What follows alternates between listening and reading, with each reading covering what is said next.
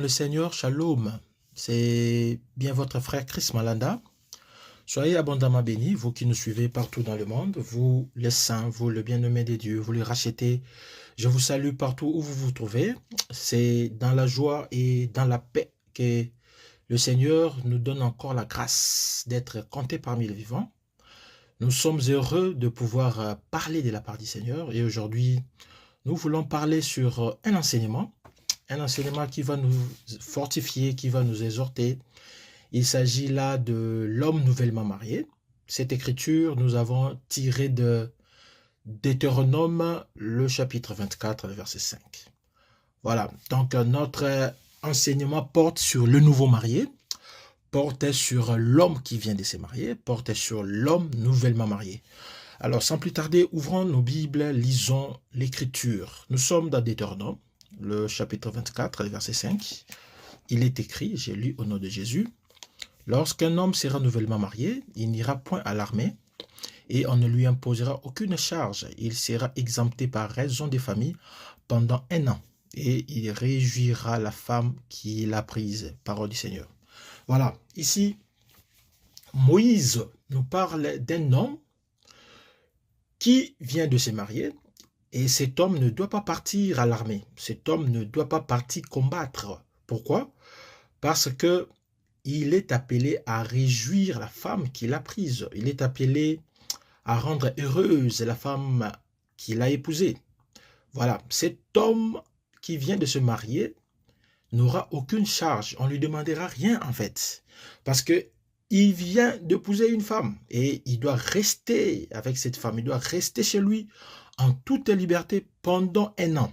L'Écriture précise 3 choses ici.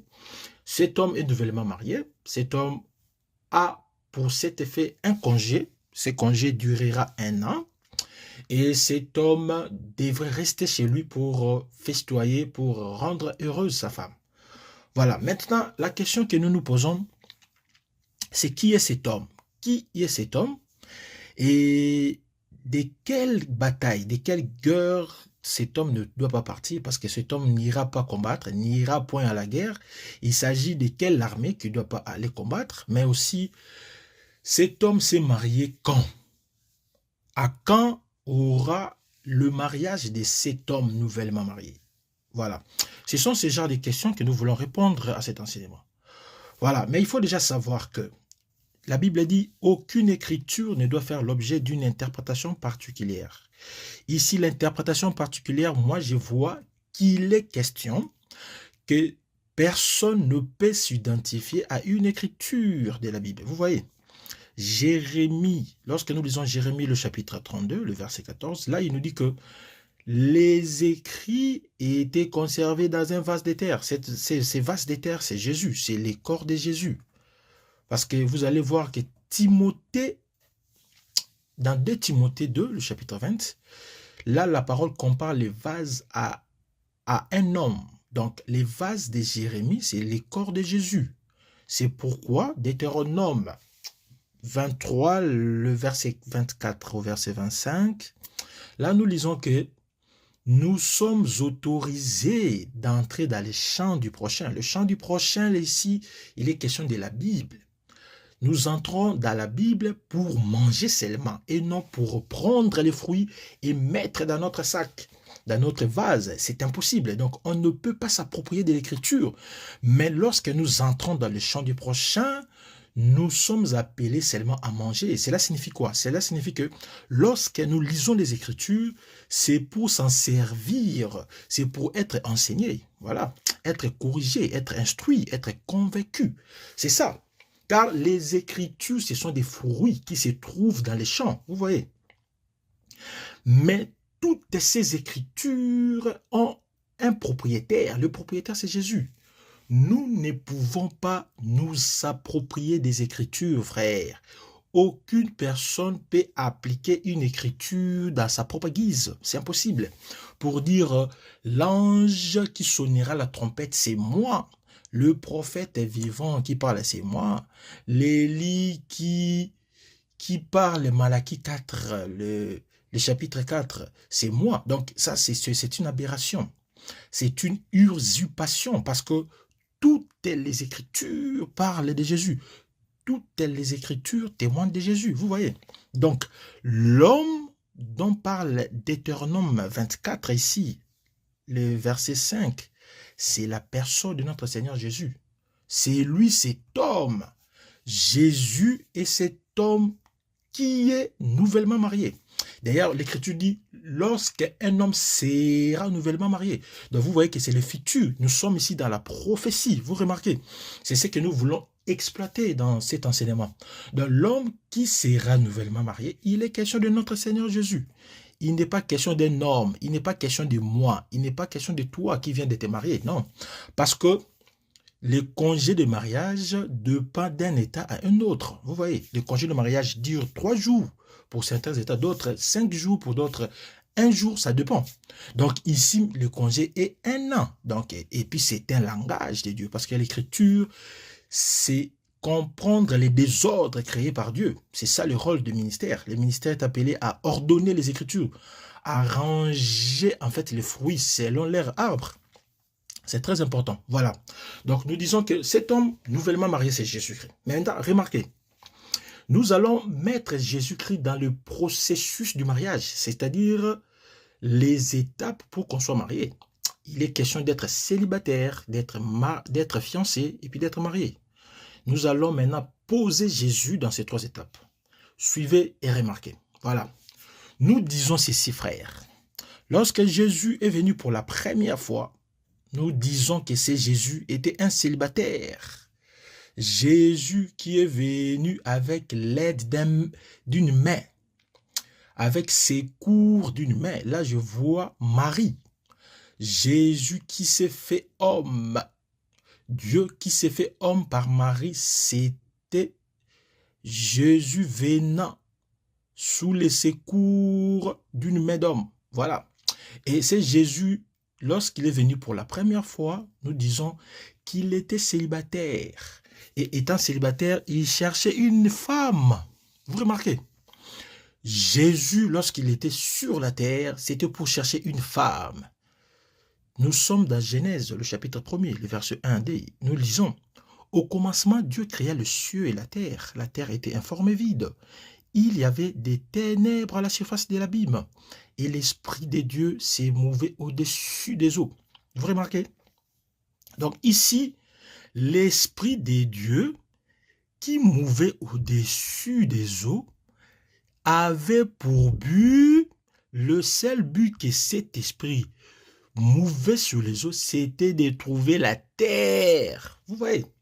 Parce que la terre était sous les eaux. Était sous les eaux. Cet esprit qui planait au-dessus des eaux cherchait la terre. Voilà. Dieu cherchait la terre parce que c'était le souci de Dieu. Donc, pendant les temps qu'il rôdait au-dessus des eaux, c'était pour chercher la terre. Or, la terre, c'est une femme. Ce n'est pas moi qui l'ai dit, mes bien-aimés, c'est pas moi. Donc, Jésus cherchait la femme.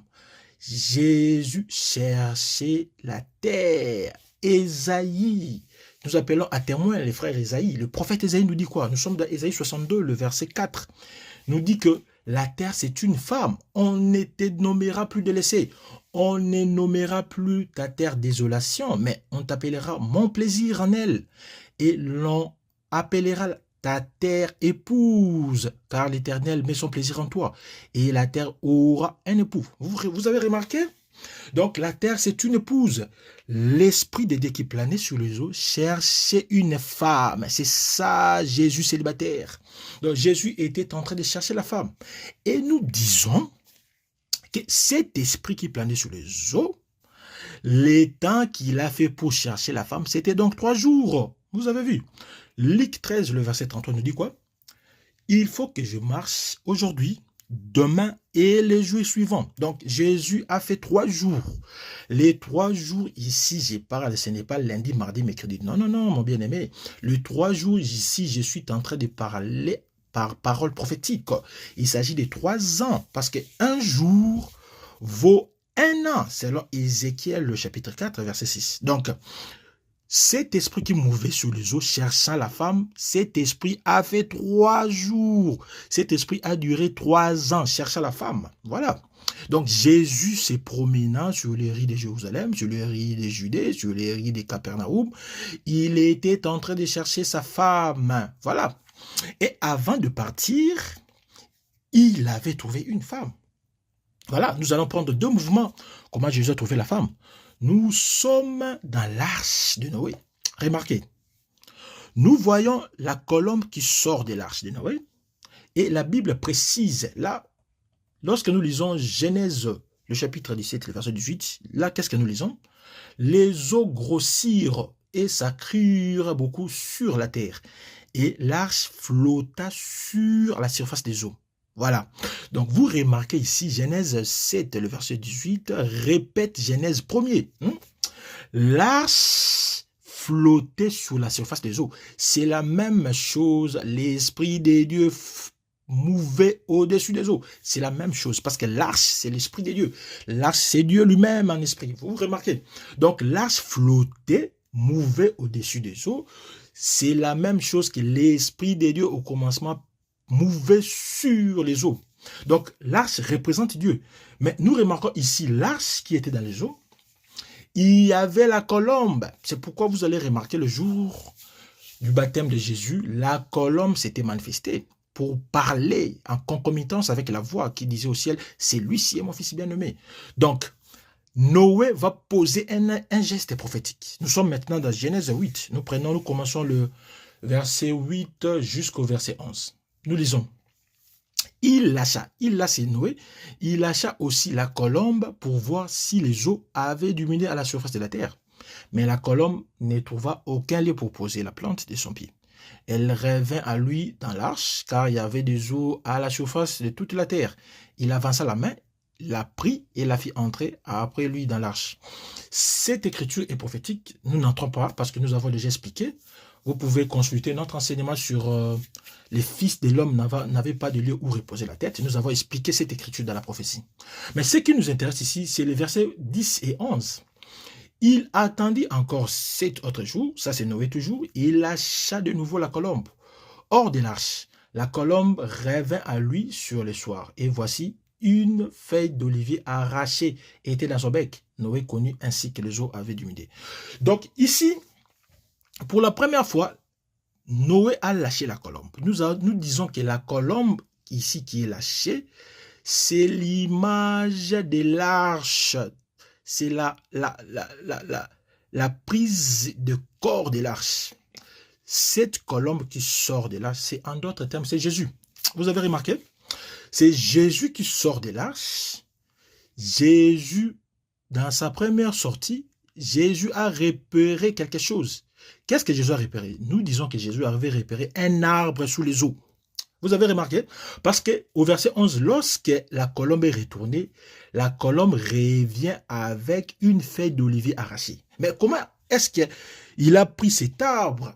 Il a pris cette feuille d'olivier. C'est parce que dans sa première sortie, la colombe avait remarqué qu'il y avait un arbre sous les eaux.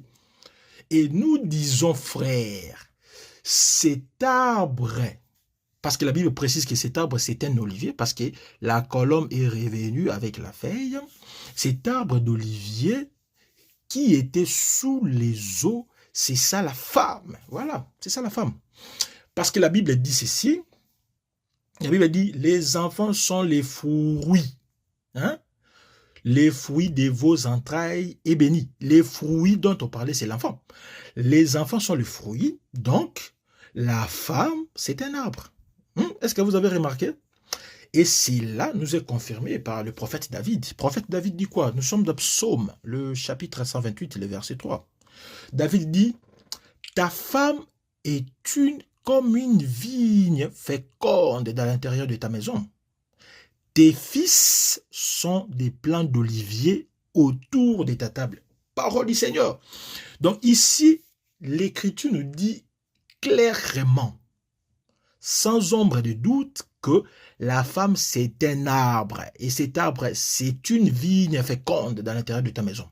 Mais la deuxième partie nous dit, tes enfants sont des plants d'olivier. Si les enfants sont des plants d'olivier, cela signifie aussi la femme, c'est un olivier. Donc, la colombe avait repéré un olivier sous les eaux. Cet olivier sous les eaux, en d'autres termes, c'est la terre qui était sous les eaux et que l'Esprit de Dieu planait cherchant cette terre. Donc ici, la colombe a trouvé une femme. Vous avez remarqué? C'est pourquoi le prophète Jérémie nous informe une chose très importante. Jérémie nous dit quoi? Jérémie nous dit que olivier verdoyant, remarquable par la beauté de son fruit, tel est le nom que t'avait donné l'Éternel. Voilà. Donc, Jérémie 11, le verset 16 nous dit que Dieu avait nommé Israël, avait donné le nom des oliviers verdoyants, le nom des oliviers. Donc, Israël, qui est son épouse, c'était un olivier. Vous avez remarqué? C'est le nom que Dieu, l'Éternel, avait donné à Israël. Olivier verdoyant. Donc, Israël, c'était la femme que Dieu cherchait. Donc, l'esprit qui planait sur les eaux cherchait une femme. Et cette femme, c'était Israël. Mais cette femme, c'était l'olivier, l'arbre qui était sous les eaux que la colombe avait repéré. Mais Paul nous dit que l'Église a été coupée de cet arbre de l'olivier. Donc, cet arbre de l'olivier qui était coupé de l'arbre de l'olivier, c'est Israël dont l'Église a été tirée, raison pour laquelle vous allez voir que la colombe n'avait rapporté qu'une feuille arrachée de l'olivier. Cette feuille arrachée de l'olivier, c'est ça l'Église. Vous avez remarqué? Donc, Dieu était en train de chercher l'Église comme épouse, comme femme. Voilà. Ça, c'est très beau même. Donc, nous disons que Jésus, lorsqu'il est venu, il était célibataire, il cherchait une femme. Et cette femme qu'il cherchait, c'était l'Église. Nous prenons la deuxième casquette, nous changeons de casquette. Remarquez maintenant, lorsque nous lisons 2 Samuel chapitre 11, nous prenons le verset 2, là où dit, un soir, David s'éleva de sa couche. Et comme il s'est promené sur le toit de sa maison royale, il aperçut de là une femme qui s'est baignée et qui était très belle de figure. Vous avez remarqué? Donc, ces mouvements de David qui, sur le toit de sa maison, sur le toit de sa maison royale, voit une femme se baignant, c'est l'Esprit de Dieu qui se mouve au-dessus des eaux. Remarquez, la Bible précise que c'était le soir. Or, l'Esprit de Dieu planait au-dessus des eaux, sur les eaux, et sur la surface des eaux, il y avait les ténèbres. Donc, il y avait le soir. C'est la même chose. Donc, l'Esprit mouvait au-dessus des ténèbres. Et en mouvant au-dessus des ténèbres, parce que la Bible dit, David regardant sur au toit. Donc, il était sur le toit de sa maison. Donc, il était au-dessus et la femme était en bas. L'Esprit planait au-dessus, donc l'Esprit était au-dessus et la terre était sous les eaux. C'est pourquoi la Bible précise que Bathsheba était en train de se baigner. Vous avez remarqué? Donc, Bathsheba était sous les eaux. C'est pourquoi il s'est baigné. Voilà.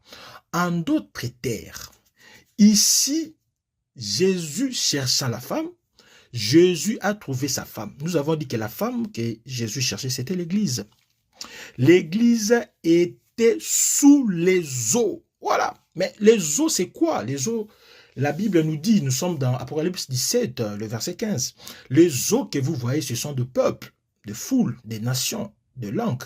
En d'autres termes, les eaux, c'est le monde. C'est pourquoi Jésus va dire à Pierre, je ferai de toi un pêcheur d'hommes. Donc, les eaux deviennent les mondes et les hommes sont des poissons. Vous avez remarqué? Donc, Jésus disait que les mondes, c'est les eaux. Et les hommes qui sont dans les mondes, ce sont en fait des poissons. Donc, c'est la même chose. Nous comprenons que Jésus qui marchait au-dessus des eaux, c'est l'esprit de Genèse 1.1. Vous avez remarqué? Jésus marcha sur les eaux et Pierre était en train de s'enfoncer, de s'engloutir, cria, Maître, sauve-moi. Nous voyons un geste. Jésus prend la main de Pierre, les tire des eaux. Voilà, là c'est très bon. C'est Pierre qui est en train d'être tiré des eaux pendant que Jésus marchait au-dessus des eaux. Nous comprenons que c'est l'Église qui est en train de tirer au milieu des nations. Voilà, gloire à Jésus. Donc, c'est Pierre qui s'enfonce dans les eaux. C'était l'Église. Et la main qui tire à Jésus, c'est Jésus qui tire l'Église au milieu du monde. Parce que lorsque nous lisons à Actes, au chapitre 26, le verset 17, là, nous disons que j'étais choisi au milieu de ce peuple et du milieu de païens vers qui je t'envoie. Vous voyez? Donc, l'Église a été tirée, choisie du milieu de ce peuple, du milieu de païens. Nous avons été tirés des eaux, mon bien-aimé. C'est pourquoi ne rentrez plus dans les eaux. Parce que Jésus est venu pour te tirer des eaux. Comment tu veux encore vivre dans le monde? Ça, c'est pas possible. Toi qui aimes le plaisir du monde, ce n'est pas important parce que Dieu, sur la terre, portant un corps en la personne de Jésus, t'a tiré au milieu des hommes, t'a tiré au milieu du monde. Comment tu veux encore vivre dans le monde? Tu veux encore retourner dans les eaux. Tu veux encore être englouti par les eaux. Parce que les eaux engloutissent. Vous savez, Pierre criait, Seigneur, sauve-moi. Le Seigneur lui a tendu la main, lui tira des eaux. Frère, ma soeur, ne rentre pas dans les eaux. Parce que le Seigneur t'a tiré des eaux. Les eaux engloutissent, les eaux avalent, les eaux effacent. Tu es mort quand tu es dans les eaux. Le Seigneur t'a sauvé, t'a tiré de la mort. Ça, c'est très important. Voilà. Ça, c'était une petite exhortation. Ne retournez pas dans les eaux. Voilà. Donc, ici, nous avons démontré que Jésus, en venant, avec les secours d'une main, c'est-à-dire née de la femme, Jésus cherchait une femme. Et nous avons dit que cette femme que Jésus cherchait, c'est l'Église. C'est l'esprit qui mouvait au-dessus des eaux.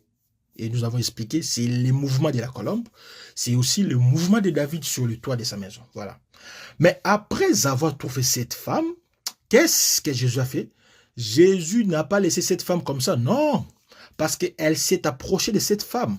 Hein? C'est le mouvement de Jésus qui va vers la femme samaritaine. Elle aborda la femme samaritaine. Elle lui a dit, tu as connu Seth. Mais tous ces hommes n'ont pas donné le repos, parce que le repos, c'est vers l'homme qui t'épouse, c'est vers l'homme qui te marie. Tous ces hommes ne t'ont pas marié. Moi, je te donnerai les eaux, la vie éternelle, c'est au couleront. Donc, Jésus parlait à la femme. Jésus, parce qu'il a trouvé cette femme, Jésus ne laisse pas cette femme comme ça. Jésus va doter cette femme. Voilà. Là, nous voyons un Jésus qui fiançaille. Donc, c'est les fiançailles. Voilà.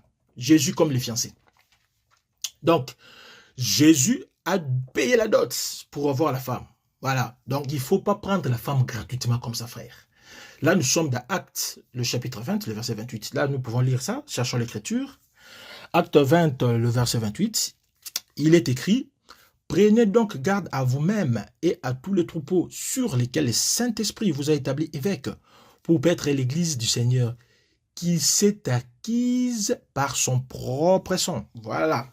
Donc, la dot que Jésus a payée, c'est son propre sang. Vous avez remarqué? Donc, Jésus nous a fiancés en payant la dot. La dot ici, c'est son propre sang. C'est ce que l'Écriture dit. Ici, je vais faire un point virgule.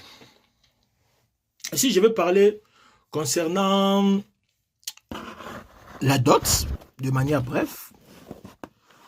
Nous disons qu'il y a des enseignements qui se prêchent, disant qu'il faut goûter la femme. Il faut d'abord goûter parce qu'on fait une analogie, une comparaison selon laquelle personne ne peut acheter un vêtement, ne peut acheter quelque chose sans pour autant essayer si ça lui correspond. Oui, mais cette comparaison des choses qu'on essaye à la femme, c'est une doctrine démoniaque, mon bien-aimé. On ne goûte pas la femme, non, mon bien-aimé. Parce que l'écriture qui est évoquée, c'est Exode 22, le chapitre 22, le verset 16 à 17. Cette écriture, selon la pensée de Dieu, c'est relié avec Deutéronome 22, le verset 28-29. Donc, c'est-à-dire quoi? Cette écriture parle des cas de viol. Ça ne parle pas de la procédure pour marier une femme. Non, non, non, ce n'est pas ça. Lisons cette écriture de manière rapide. Exode 22, le verset 16 à 17. D'autres, c'est les versets 15 à 16. Si un homme séduit une vierge qui n'est point fiancée et qu'il couche avec elle, il payera sa dot et la prendra pour femme. Si le père refuse de lui accorder, il payera en argent la valeur de la dot des vierges. Vous avez remarqué? Ici, nous disons quoi?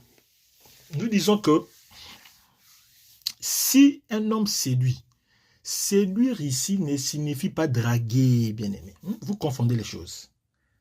Parce qu'en Israël, on ne draguait pas des femmes. On ne drague pas des femmes, on n'amadouille pas de femmes par des paroles, vous l'embominez pour que vous puissiez la connaître. Non, c'était impossible. En Israël, on ne peut pas draguer une femme pour la connaître sans la violer. C'est impossible. Impossible. Donc, on ne drague pas des femmes en Israël. Pourquoi on ne drague pas? Parce que aucune fille était connue pendant qu'elle est chez ses parents. Non, c'est impossible. Donc, avant de se marier, aucun homme ne pouvait toucher une femme. Parce que si tu touches une femme, cette femme qui était connue dans la maison de son père, elle était l'objet de honte pour sa famille. Et la sanction, c'était quoi? C'était la lapidation. C'est ce que Deutéronome 22, le verset 20 et 21 dit. Donc, une fille qui couchait avec un homme sans qu'on puisse payer la dot, c'était une prostituée. On lapidait cette femme, cette fille. On lapidait. Donc, seul le viol pouvait justifier les cas de séduction qui portaient à coucher avec une femme sans payer la dot. Vous avez remarqué? Donc, on ne peut pas draguer une femme, non. Une fille d'Israël, on ne la draguait pas. L'unique femme qu'on pouvait draguer, c'était les prostituées. Raison pour laquelle, dans les cas de Tamar, qui était la belle-fille de Juda a dragué Tamar. Parce que c'est une prostituée. Juda a parlé avec Tamar. Là, nous sommes dans Genèse 38, les versets 15 ou 16. La même chose aussi, Samson a dragué la femme prostituée de Gaza. La fille des Philistins. Samson a dragué la femme prostituée, a parlé, et puis ils ont négocié, ils ont couché. Donc, on ne peut pas séduire une femme dans le sens de coucher avec. C'est impossible. Donc, ceux qui prêchent comme ça, ils ont torpillé l'essence des Écritures. Si un homme séduit une vierge qui n'est point fiancée et couche avec elle, il payera sa dot. Voilà. La dot ici qu'il payera, c'est une dot sanction. C'est ce que Deutéronome précise. Cette dot est sanction. Ce n'est pas une dot de mariage, non. C'est une dot sanction. Mais si le père refusait de donner sa fille, il payera quand même la dot qu'on donne pour les vierges. Ce n'est pas la dot des vierges. Ça signifie quand tu es vierge, il y a une dot. Quand tu n'es pas vierge, il y a aussi une autre dot. Non, non, non, c'est pas ça. La dot des vierges, ça signifie la dot qu'on paye habituellement pour épouser une femme. Voilà. Ça, c'était en passant. Donc, les séduire ici des Exode 22, c'est dans le sens de coucher avec la femme. Ça signifie prendre par force la femme. Coucher avec la femme par violence. Obliger à cette femme de coucher. C'est la version Chouraki qui dit bien dans Deutéronome 22, 18. Si un homme rencontrant une fille vierge non fiancée, la surprend et abuse d'elle. Donc, séduire a l'essence d'abuser, de violenter, de déshonorer. Voilà. C'est pourquoi, parce que tu as déshonoré la fille d'autrui, vous êtes sanctionné par une dot. La dot, là, c'est une dot sanction. C'est le cas de Dina qui a été déshonorée. Là, vous pouvez lire de Genèse 34. C'est le cas aussi de Tamar, la sœur d'Absalom, fille de David, qui a été violée, déshonorée par son frère Amon, dans 2 Samuel 13. Donc, ce sont des cas de viol. Mais la procédure était quoi? Si tu veux épouser une fille, il faut aller trouver ses parents. Abraham a vu Rebecca, il a posé la question de qui tu es parent, il a donné le nom de ses parents. Abraham va envoyer le plus ancien de ses serviteurs, et le plus ancien va retrouver la famille de Rebecca. C'est comme ça la procédure.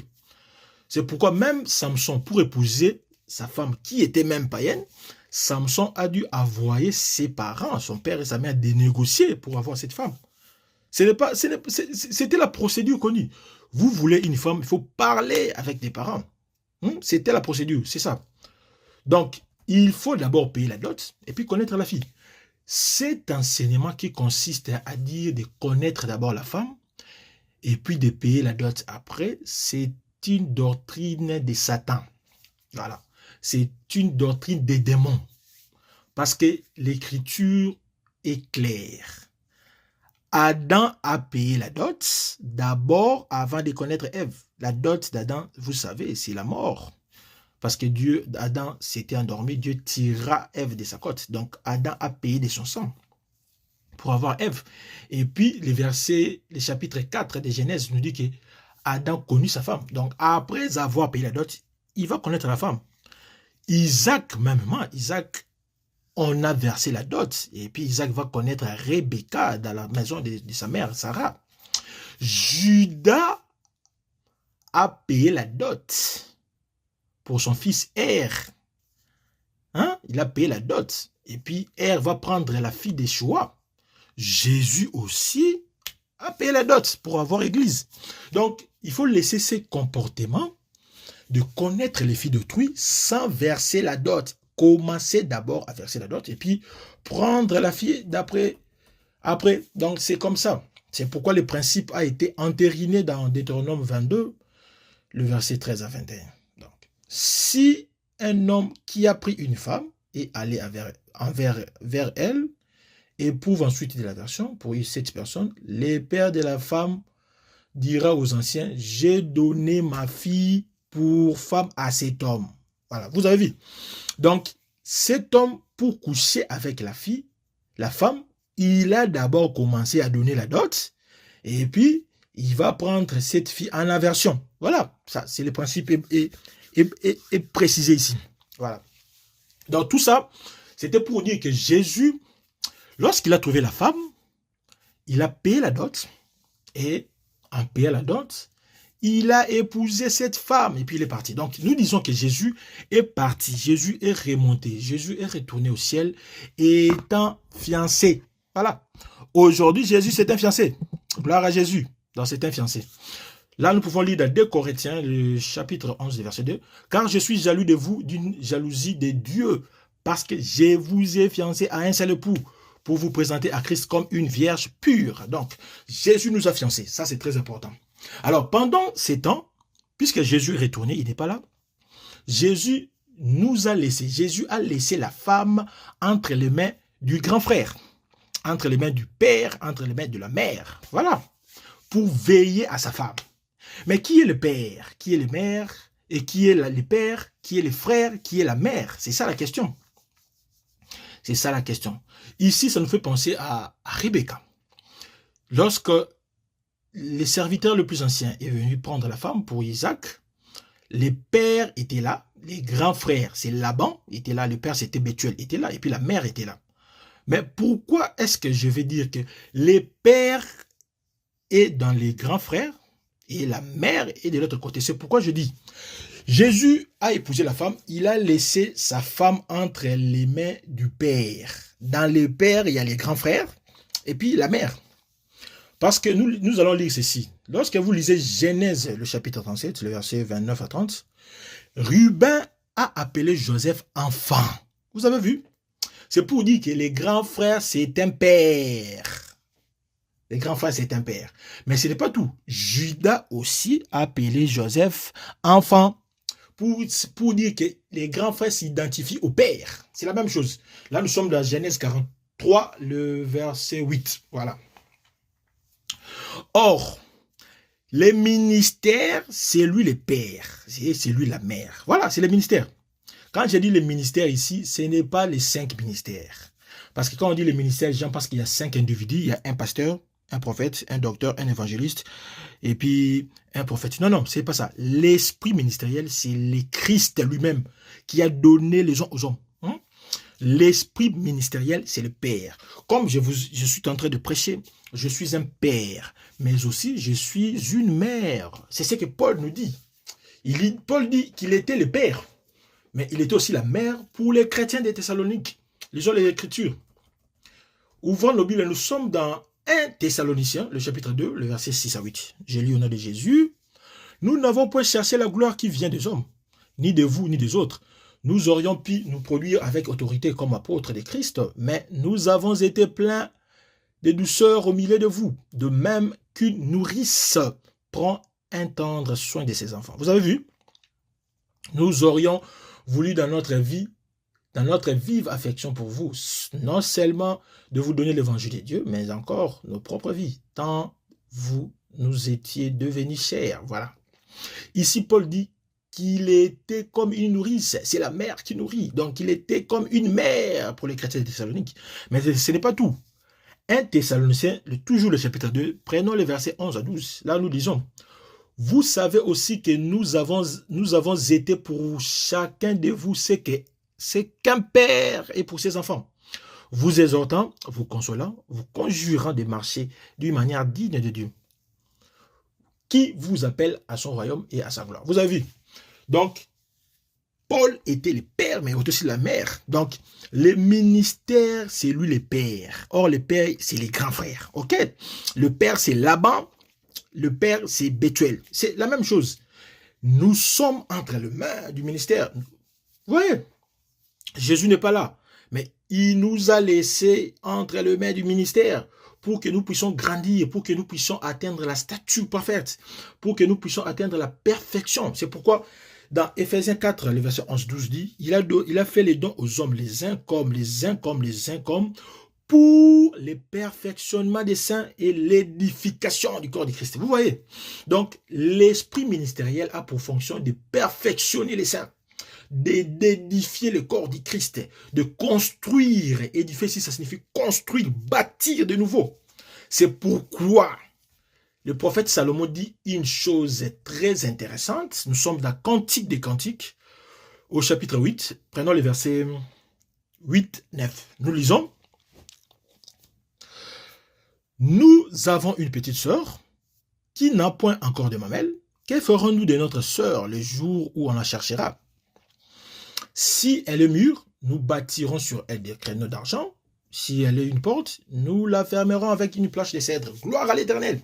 C'est ça notre rôle du ministère. Comme père, comme mère, comme frère aîné, nous sommes appelés, nous, ministres, à apprendre à la fiancée de Christ, à demeurer dans la fidélité. Donc, nous sommes appelés à bâtir des créneaux d'argent pour que personne ne puisse entrer. Nous sommes appelés à fermer davantage la porte pour que d'autres enseignements ne puissent pas entrer. Nous devons parler de l'époux, parce que l'époux n'est pas là. C'est ce que les serviteurs anciens fait. Il n'a pas parlé de son nom, non. Il a parlé au nom d'Isaac. C'est pourquoi, lorsque Rebecca va voir Isaac de loin, il va reconnaître que c'était Isaac. Parce que les serviteurs le plus ancien n'a fait que parler d'Isaac. Nous ne devons que parler de Christ, parler de l'époux à l'épouse, pour que l'épouse puisse les connaître lorsqu'il viendra. C'est ça notre rôle. Nous n'avons pas à nous prêcher nous-mêmes, à prêcher ma famille. Nous ne sommes pas dans les mutualités, frère. Nous ne sommes pas dans les associations, dans les moziki, où nous parlons de nos femmes. Ma femme vient de Dubaï, elle a fait ceci, mes 3 enfants sont intelligents. Non, frère, ce n'est pas les ministères. Les ministères prêchent l'époux. Les ministères donnent les paroles de l'époux à l'épouse. C'est notre rôle.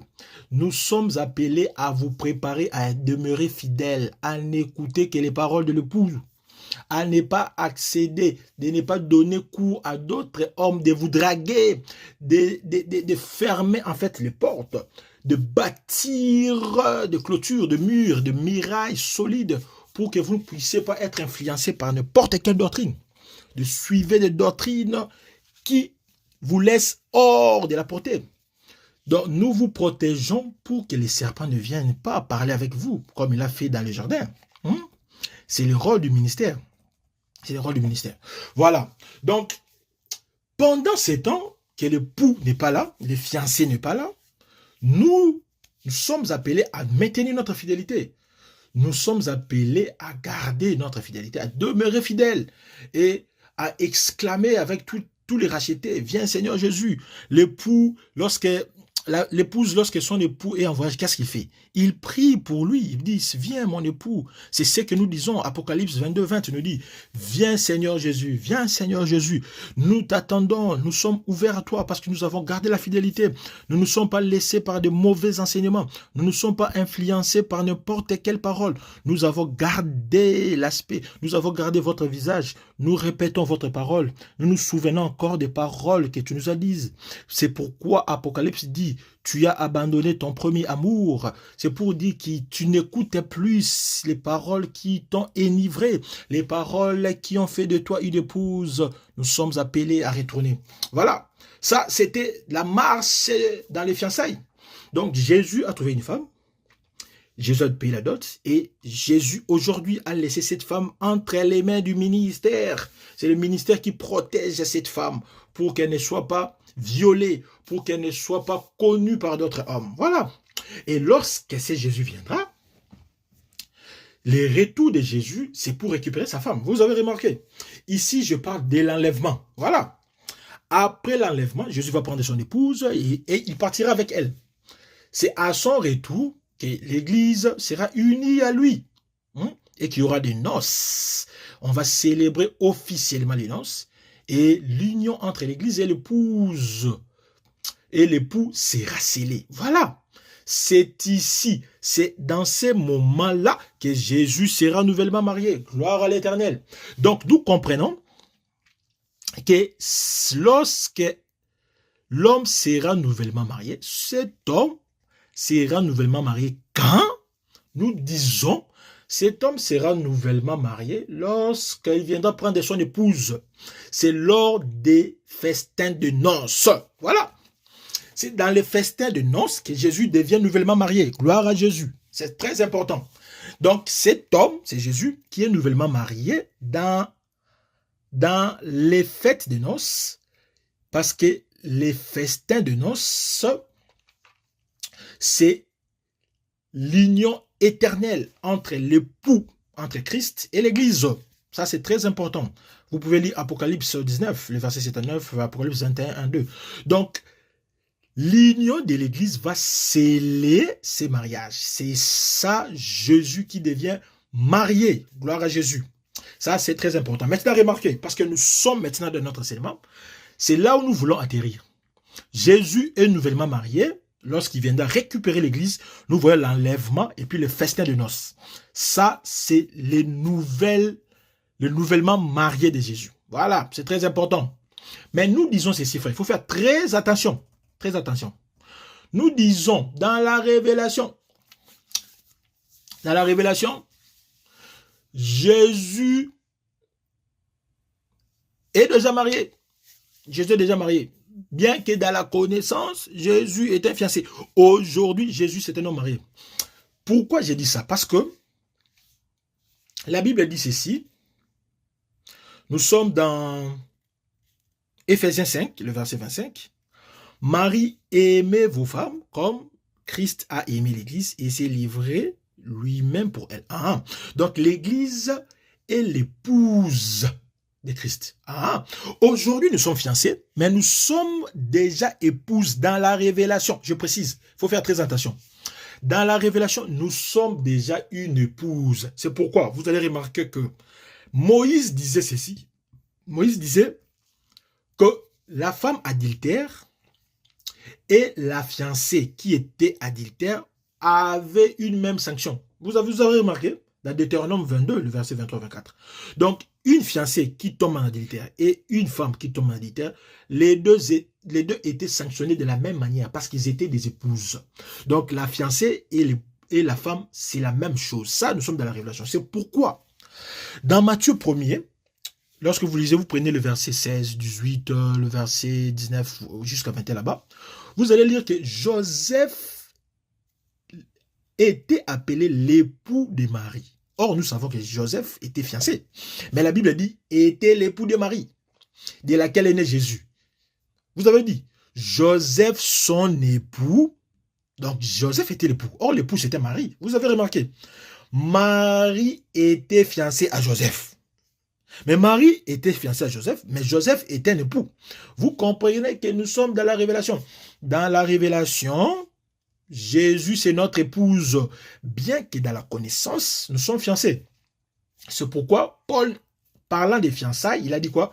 Je vous ai fiancé à un seul époux. Donc, nous sommes fiancés, mais l'époux, Christ est notre époux. Il n'est pas notre fiancé. Dans la révélation. Ça, c'est très important. Donc, pendant ces temps de la révélation, pendant ces temps, parce que l'époux doit rester une année. Une année ici dont on parle, c'est une année, c'est le temps de la grâce. Voilà. Donc, pendant ces temps de la grâce, Jésus ne peut pas sortir pour combattre les diables. C'est pourquoi nous sommes ici. Mais il nous protège parce que 2 Thessaloniciens dit les mystères de l'iniquité agissent déjà. Seulement, ce qu'il retient encore. Voilà. Donc, c'est nous qui retenons le mystère, la manifestation du mystère de l'iniquité. Vous avez remarqué? Donc, pendant une année ici, c'est le temps de la grâce. Parce que Jésus a dit, l'Esprit du Seigneur est descendu sur moi parce qu'il m'a oint afin d'annoncer une bonne nouvelle aux pauvres. Il m'a envoyé pour guérir ceux qui ont le cœur brisé, pour proclamer aux captifs la délivrance et aux aveugles le recouvrement de la vie, pour envoyer libre les opprimés, pour publier une année de grâce. Vous avez remarqué? Donc, pendant une année, cet homme nouvellement marié ne peut pas combattre. Il ne peut pas combattre parce que il est en train de se réjouir avec sa femme. Sa femme, c'est l'Église. Nous sommes l'épouse de Christ. Voilà. Bien que fiancés dans la connaissance, mais dans la révélation, nous savons que nous sommes l'épouse de Christ. Ça, c'est très important. Voilà pourquoi, parce que Jésus est fiancé, et dans la révélation, c'est notre époux, Jésus est en train de se réjouir avec nous. C'est une année ici, c'est le temps de la grâce. Parce que l'Écriture dit, l'homme nouvellement marié ne peut pas partir à la guerre, ne peut pas partir dans l'armée. Il a un an de jouissance avec sa femme. C'est un an ici, c'est le temps de la grâce. Une année de grâce, voilà. Deutéronome 20, le verset 7 dit, qui est-ce qui a fiancé une femme et qui n'a pas encore prise? Qu'il s'en aille et retourne chez lui, de peur qu'il ne meure dans la bataille et qu'un autre la prenne. Vous avez vu? Donc, si un homme a fiancé une femme et qui n'ont pas encore scellé leur mariage, ça signifie qu'ils n'ont pas encore célébré les festins, les noces, cet homme n'ira pas à la guerre. Vous avez vu? Donc, Jésus, ce qui nous a fiancés, il ne peut pas partir à la guerre, il ne peut pas venir combattre les diables parce que il n'a pas encore pris son épouse, l'Église. C'est très important. Et nous disons que cette bataille qui ne peut pas combattre Jésus, cette bataille, c'est la bataille de Armageddon. Vous avez vu? Donc, avant de venir combattre les diables, il doit attendre un an. Parce qu'il vient nouvellement se marier. C'est un nouveau marié. Il ne peut pas combattre dans la bataille d'Armageddon tant qu'il n'a pas encore pris sa femme. Et pendant les temps de la grâce, Jésus est en train de se réjouir avec nous parce que nous sommes son épouse dans la révélation. Maintenant, dans la prophétie, Jésus sera nouvellement marié. Nous avons dit que lorsqu'il viendra prendre son époux, et il aura un congé d'un an. Or, un an ici, c'est un langage prophétique. Un an ici, ça ne signifie pas de janvier jusqu'à décembre. Non, ce n'est pas ça. Un an dont on parle ici, il est question des temps de festin de noces. Or, les festins de noces duraient une semaine. C'est pas moi qui l'ai dit, hein, frère. C'est pas moi. Nous allons lire les Écritures. Les festins de noces duraient une année. Plutôt, duraient une semaine. Et une semaine ici, c'est une année. Dans le langage de Deutéronome 24:5. Donc, les congés de mariage, c'est un an. Or, les congés de mariage, c'est les temps de festins de noces. Lorsque nous lisons les Écritures, les festins de noces duraient une année. Duraient une semaine aussi. Lisons. Nous sommes dans Genèse 29, le verset 26 à 27. Laban dit, ce n'est point la coutume dans ces lieux de donner la cadette avant l'aîné. Donc, achève la semaine avec celle-ci, avec Léa, et puis tu vas prendre Rachel. Ici, Laban dit à Jacob, puisque tu as pris déjà Léa, commencez d'abord à finir une semaine avec Léa, et puis tu vas prendre Rachel. Oui. Donc, une semaine ici, où Jésus va devoir vivre avec Léa. C'est ça les festins de noces. C'est le temps où Jésus est en train de vivre avec nous, l'Église. Vous avez vu? Dans Jude 14, le verset 12, on dit, Samson leur dit, je vais vous proposer une énigme. Si vous l'expliquez pendant les 7 jours du festin, et si vous la découvrez, je vous donnerai 30 chemises et 30 vêtements de rechange. Vous voyez, ici, l'Écriture dit 7 jours de festin. Donc, le mariage, prenez 7 jours, prenez une semaine. C'est ça le congé de mariage. Un an signifie une semaine. C'est un langage. Nous sommes dans la prophétie. Maintenant, remarquez, une semaine coïncidait aussi avec les règnes du diable, avec les règnes de l'homme impie. Parce que l'homme impie, lui aussi, va régner pendant une semaine. Nous sommes dans Daniel 9, 27. Il fera une solide alliance avec plusieurs pour une semaine. Durant la moitié de la semaine, il cessera les sacrifices et l'offrande. Les deux vastataires commettront les choses les plus abominables jusqu'à ce que la ruine et ce qui a été résolu fonde sur le dévastateur. Voilà. Donc, le diable aussi, après l'enlèvement, lui aussi va régner pendant une semaine. Donc, Jésus prend l'église, il va régner une semaine, c'est les festins de noces. Le diable aussi, lui, descend, il va régner sur la terre pendant une semaine. C'est ça, une année. Voilà. C'est comme ça qu'on comprend les Écritures. Une semaine dont on parle ici, ça ne signifie pas lundi jusqu'à dimanche. Non. Lundi, mardi, mercredi, jeudi, vendredi, samedi, dimanche. Non, non, non, c'est pas ça, frère. Une semaine, c'est un langage prophétique. Quand on parle d'une semaine, il est question de 7 ans. Voilà, il est question de 7 ans. Donc, le diable fera 7 ans sur la terre, en 2 parties. La première moitié, et puis la deuxième moitié. Dans la deuxième moitié, le diable va tuer les chrétiens, va cesser les sacrifices et l'offrande. C'est ça la grande tribulation. Pendant tous ces temps de 7 ans, nous serons dans le ciel, en train de fêter avec l'époux, parce que c'est le festin des noces. Donc, une semaine signifie 7 ans. Voilà, donc, quand Deutéronome 24, 5 dit, l'homme qui vient de se marier restera chez lui pendant 1 an, ça signifie, 1 an ici signifie 7 ans, prophétiquement. Donc, Jésus devrait rester 7 ans avec l'épouse. Après notre enlèvement, nous serons avec Jésus pendant 7 ans. Pourquoi j'ai dit une semaine, c'est 7 ans? Parce qu'une semaine, c'est 7 jours. Et un jour vaut 1 an. Ce n'est pas moi qui dis, c'est le prophète Ézéchiel. Ézéchiel 4, 6 dit, je t'impose un jour pour chaque année. Vous avez vu?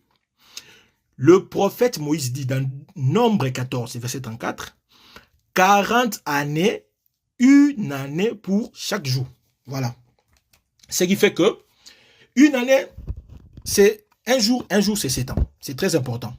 C'est très important. Donc, après l'enlèvement, Jésus va vivre avec l'épouse pendant 7 ans. Et pendant ces 7 ans ici, le diable sera sur la terre. Il va régner ces 7 ans. 3 ans, la première moitié, il va faire des alliances. Il va négocier. Et puis la deuxième moitié, il va tuer les chrétiens.